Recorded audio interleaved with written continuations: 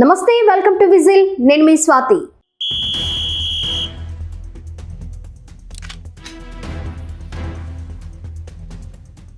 కాంగ్రెస్ పార్టీలో మరోసారి వివాదాలు రచ్చరేపుతున్నాయి.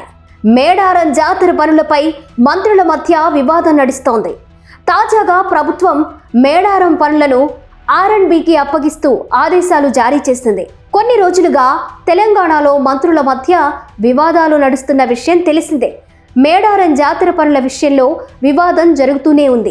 తన శాఖలోకి మంత్రి పొంగులేటి శ్రీనివాసరెడ్డి జోక్యం ఎక్కువైందని, మేడారం అభివృద్ధి పనులను ఆయన కంపెనీకి దక్కేలా చేసుకున్నారని మంత్రి సురేఖ ఇప్పటికే ఆరోపించారు. ఈ వ్యవహారం కొనసాగుతుండగానే దేవాదాయ శాఖ మంత్రి కొండా సురేఖకు ప్రభుత్వం షాక్ ఇచ్చింది. మేడారం జాతర అభివృద్ధి పనులను R&B శాఖకు అప్పగించింది. రికార్డులను వెంటనే అప్పగించాలని దేవాదాయ శాఖను ఆదేశించింది. ఈ మేరకు ప్రభుత్వ ప్రధాన కార్యదర్శి రామకృష్ణారావు ఆదేశాలు జారీ చేశారు. గత కొన్ని రోజులుగా వరంగల్ కేంద్రంగా రాజకీయం హీటెక్కుతోంది.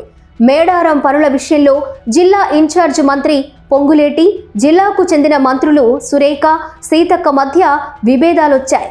అయితే కొన్ని రోజులకు సీతక్క సైలెంట్ అయినట్లుగా కనిపించారు.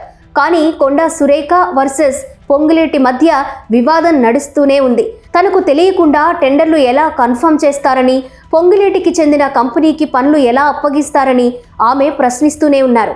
ఇక తాజాగా మేడారం పనుల బాధ్యతలను దేవాదాయ శాఖ నుంచి R&Bకి అప్పగించాలని ప్రభుత్వం నిర్ణయం తీసుకుంది.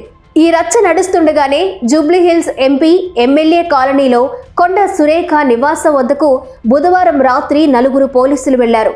OSD సుమంత్ గురించి ఆరా తీశారు. సుమంత్ను అరెస్ట్ చేయడానికి వచ్చినట్లుగా తెలుసుకున్న సురేఖ కుమార్తె సుష్మిత వారిపై ప్రశ్నల వర్షం కురిపించారు.